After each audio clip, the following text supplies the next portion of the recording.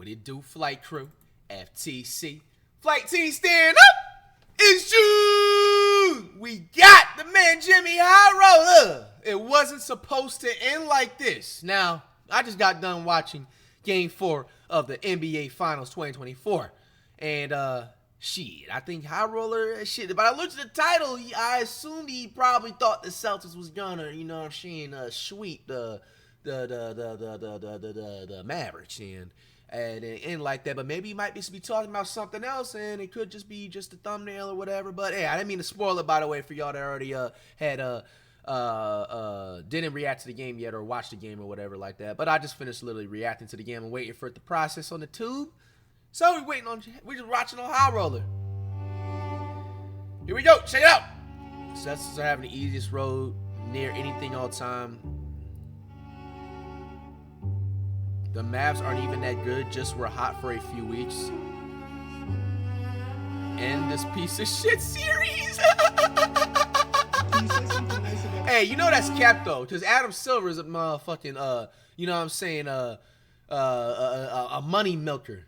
He's definitely like, because now it's game 5 now. He definitely was on the phone and was just like, listen, yo, Tatum and Brown. Y'all can miss a couple of 5 or 6 shots. You know that one little move you do, just maybe throw it a little bit over to the left. Hey, if y'all can make this stretch out to game 5 now, y'all get it. You realize, guys, I hope you guys realize, like, let's say this goes all the way to game 7. That's like twice as much more. Obviously, like most of the all-stars or superstars, it's not going to make a difference. I mean, who doesn't want extra money, but they don't necessarily, like, in a begging way need it.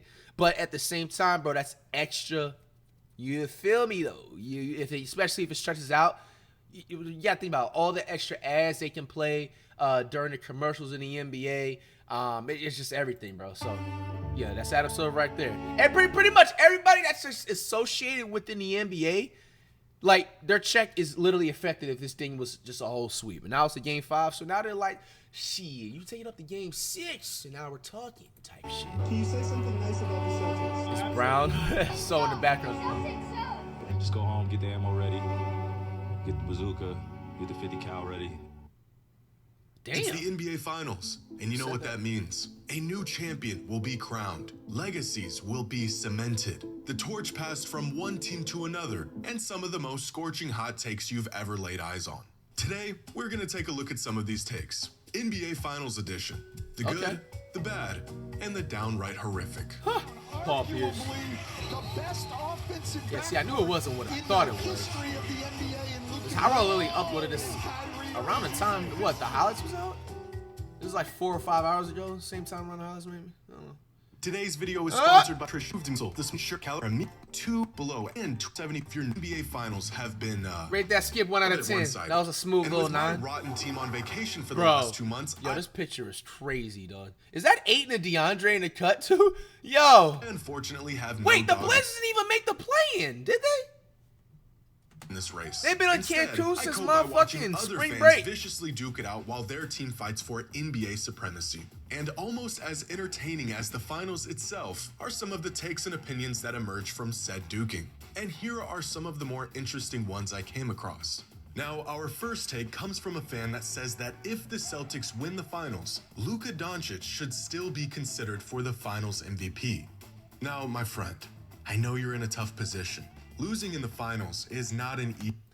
Like, bro, what type of, like, bro, I blame some of these damn stains and fans of some of these players, bro.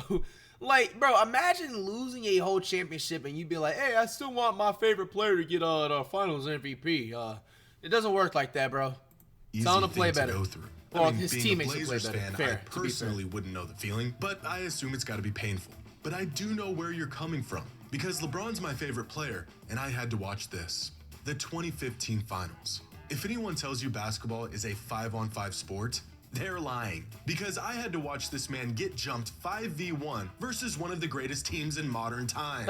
With Timofey Mozgov and J.R. Smith by his side, LeBron dragged this series to 6 games while averaging 36 points, 13 rebounds, and 9 assists in the series. And while watching Matthew Dellavedova nearly go into cardiac arrest trying to chase Stephen Curry around for 40 minutes, many fans asked the question, even if the Cavs lose this series, should LeBron still receive Finals MVP? He's clearly the best player on the floor. The answer? was no, and it will always be no.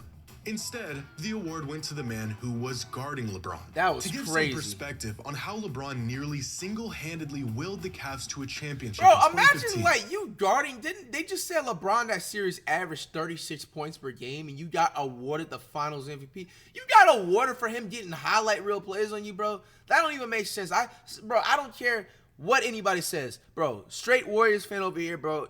Iggy still to this day does not deserve that Finals MVP, bro. The reason why the Warriors is in the Finals in the first place is because of my glorious king, Steph, Chef, Luka, Wardell, Curry, man. Let's be honest, bro. You imagine you giving props to somebody for holding a player instead of them having exactly 40 points or 36 points. Bro, I want you guys to just take a deep breath and just think about that. Somebody that held somebody to 36 points. LeBron doesn't even average that in a regular season, let alone in the playoffs. That just means that, like, it's just times. Come on. Here's a breakdown of That don't how even make much sense. he was contributing to his team in that final series. By himself, LeBron accounted for 38% of the Cavaliers' points, Damn. 56% of their assists, 28% Wait, of their wasn't Kyrie on this team, though? rebounds, 60% of the total points generated throughout the series, and was able to win 2 games. So far in the 2024 finals, Luka single-handedly makes up for 33% of the Mavericks' points, 40% of their assists, 24% of their rebounds, and 48%. Damn, what are they trying to low-key say? They trying to predict. Yo, High Roller Hockey trying to say that the Mavs are about to storm back for the comeback? I mean, if you really look at it, it's kind of similar numbers. Not all the way. The assists is way off. I mean, the rebounds is about the same. The points is about the same. Points generated is a little bit way off. Usage percentage is about the same.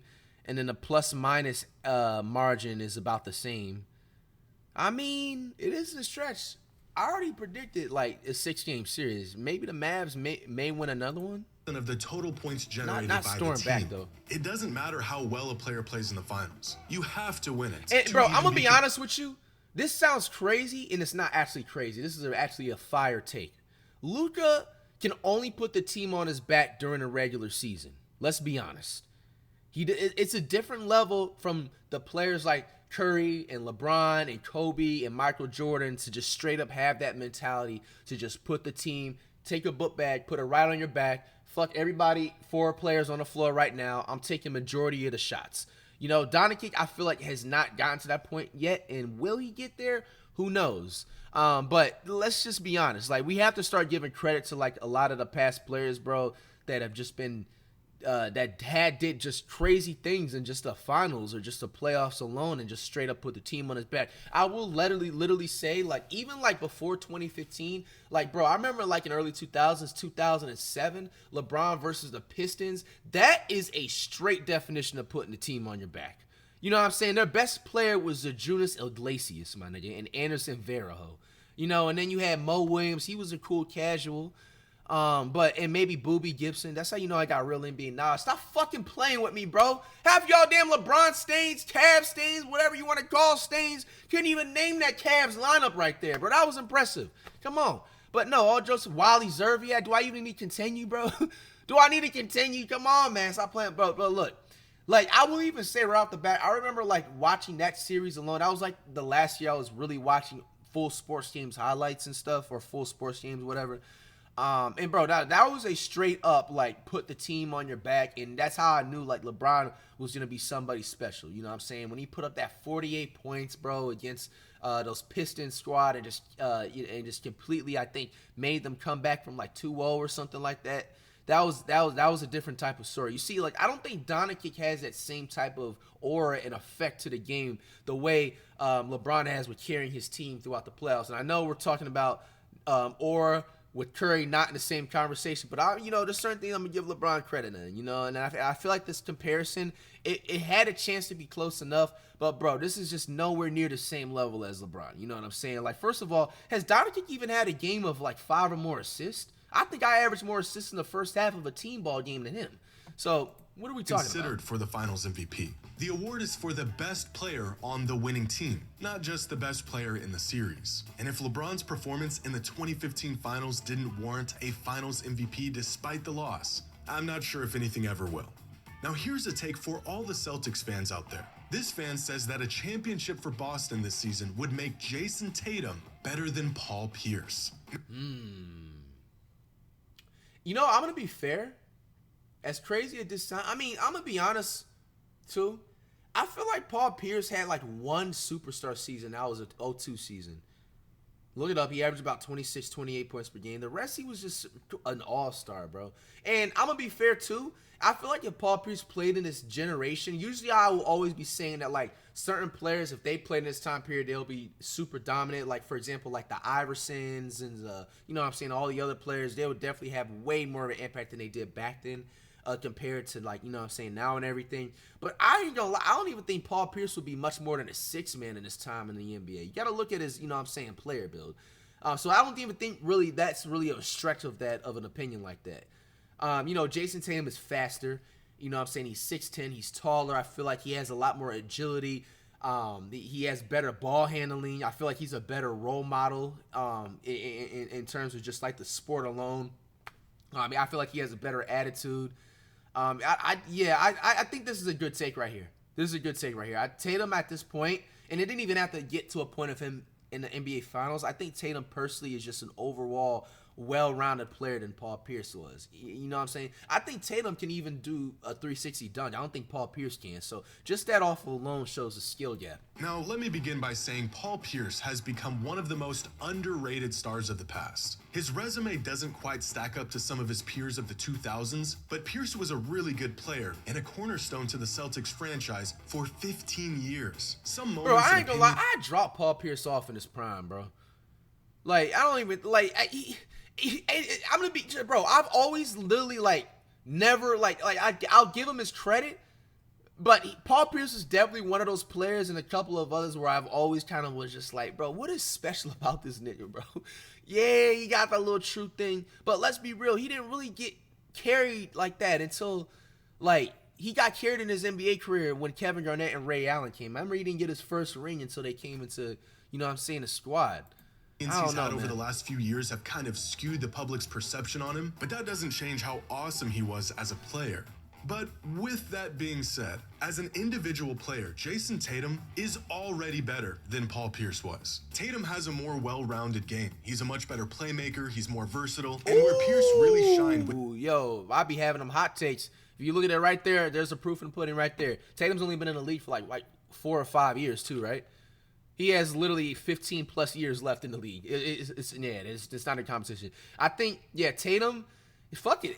I mean, Brown low-key might be better than Pierce too. I think Tatum and Brown, is kind of interesting. Like, the Boston Celtics kind of got so lucky low-key in having those players. Like, they're literally like the top legitimate 10 Celtics players that they've ever had in their franchise history. They're up there with Bill Russell, Larry Bird. It's kind of interesting. It's crazy. They're literally on the same team. If I'm Boston, they got to keep him together as long as possible. I'm not going to lie. With his scoring and shooting ability, Tatum does even that at about the same rate and caliber. Keep in mind, Pierce did play in the slowest era in NBA history, so his numbers don't quite do him justice. Adjusted for the pace of today's NBA, his numbers would look something like this. Really similar to what we've seen from Tatum throughout his career. But overall, Tatum has already peaked higher than Pierce did. He is a far better defensive player than Pierce was, and he's more versatile on both ends of the floor. Tatum already has 10 times the MVP shares Pierce did in his 19-year career. Individually, Tatum has been good enough for long enough to say that he has a bigger impact on a game-to-game basis than Pierce did. At the moment, you can still make an argument for Pierce being the better player throughout his career, but if the Celtics win a ring this year, and especially if Jason Tatum wins a Finals MVP, then that argument no longer exists. But even without those accolades on his resume, I agree with this take. Jason Tatum is better than Paul Pierce was, and a ring this season would cement it. Now, this next take came live on air during the Western Conference Finals, and fans are interpreting it in a few different ways. In the midst of going up 3-0 on the Timberwolves, Stan Van Gundy said that Luka Doncic and Kyrie Irving are arguably the best offensive backcourt in the history of the NBA. They have two guys that are pretty electrifying as well. Yeah, and Minnesota's top-rated defense is going to be challenged trying to slow them down. Arguably the best offensive backcourt in the history of the NBA in Luka Doncic and Kyrie Irving. Did you say history? Now, Luka and Kyrie have only played about 70 games together, and this is their first postseason playing together. and they haven't really accomplished much in the grand scheme of things, and about a million other reasons why this sounds crazy at first. But Stan wasn't implying anything about success or accomplishments, just simply as an offensive duo, Luka and Kyrie might be the best backcourt we've ever seen. And if we're just talking about offensive ability, then there really aren't many backcourts that stack up against this one. That short list may include 2018 Harden and Chris Paul, 2021 Harden and Kyrie. If we consider Luka to be a guard, then surely LeBron and Kyrie in 2017 would be considered a backcourt duo as well. Manu Ginobili and Tony Parker were pretty damn good. This fan might be onto something with his choice of the best backcourt of all time. And of course, the two elephants in the room, Steph Curry and Klay Thompson. For the sake of this argument, if we ignore the accomplishments and the time these duos played together and just approach this from the aspect of offensive ability and production, then Luka and Kyrie are actually in the conversation for the best offensive backcourt in NBA history. Taking the best versions of each of these backcourts throughout the years and looking at some of their numbers like points per game, total points generated per game, this statistic factors in assists to their total offensive output, shooting efficiency, and their offensive impact through offensive estimated plus minus, then it's pretty tough to choose just one backcourt out of these five. Luka and Kyrie are the most productive, and they're just about as impactful offensively. I'm surprised I don't see Iverson and Melo on here. They didn't have that much of an impact like that? As these other backcourts. But once you factor in the shot making, scoring versatility, gravity, and all the little things that make a player special offensively that the numbers might not account for, then you could definitely make an argument that Luka and Kyrie are the most offensively talented backcourt in NBA history. Now, as to how good they are, well then if we can't use accolades and accomplishments, and this is just an eye test kind of thing, then that's pretty subjective. Steph and Klay were good enough to win 4 titles together, but I guess you could say that as a backcourt, they weren't as good at basketball as the combination of Luka and Kyrie. Harden and Kyrie were really good at basketball, but they didn't really play together all that often. And it feels a bit wrong to not at least consider that within this discussion. Once you start to factor in what these backcourts actually did together, this entire discussion changes very quickly. But in terms of exactly what Stan Van Gundy was referring to, offensive excellence, then Luka and Kyrie are, in fact, arguably one of the best backcourts the game has ever seen. Our next take is one of the more unhinged takes I've seen recently. Let's not sugarcoat it. Jason Tatum has underperformed a bit over the last couple weeks, and coming off the heels of a Jaylen Brown Conference Finals MVP, followed up by a lackluster start in the finals, Tatum's superstar label has been put into question. The peak of Jason Tatum propaganda? This right here. Fans claiming that Jason Tatum is an elite role player. The LeBron James Yo, that's crazy. Tobias Harris, elite role player is wild, bro.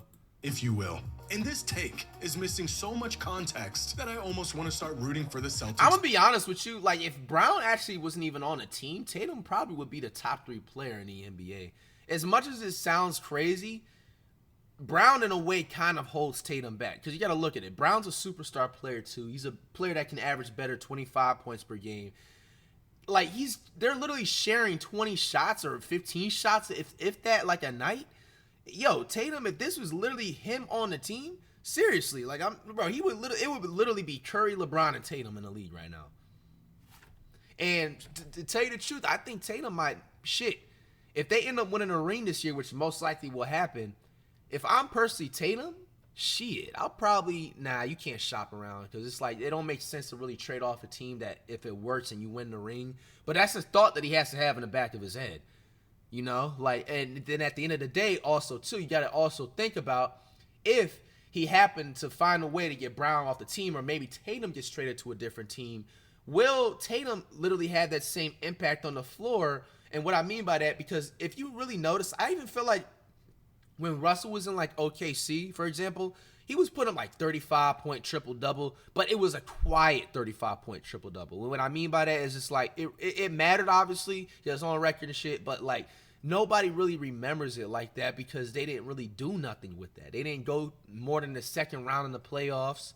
And it just was a complete disaster. So purely out of spite. Since the start of the conference finals, which is when yo, this niggas, discourse why niggas have been saying in June that me and Tatum have been twins with the field goal percentage and points. People have been saying this is what Tatum's been averaging or something in the finals started to with gain my traction. IRLs or something. Tatum has been averaging 26 points, 7 assists, and 10 rebounds a game on 52% true shooting while winning all 6 games. Those are all NBA numbers in the playoffs, and people are calling him a role player. In fact, there have only been 7 players in the history of the NBA to make it past the first round while averaging these numbers in a playoff run.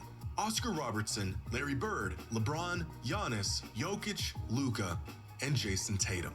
A really, really good group of elite role players. Now, I will be the first to say that Tatum has drifted into unwarranted territory over the last year or two, with some fans trying to jam him into the top 5 players in the NBA discussion when he isn't. But even when Tatum has a subpar stretch of games, or doesn't fit the typical mold of high-volume, ultra-bucket-getting superstar that we like to see, he is still one of the best players on the planet. Calling him an elite role player is hyperbole, I get that. But the less brain-rot version of this argument is that Jason Tatum isn't a star in this league. And this is 100% objectively wrong. There is no metric Damn, bro, or game look at this. league. And this is... Yo, it says Tatum is not a superstar, just a good player and a good team. He's mid with an elite supporting cast around him.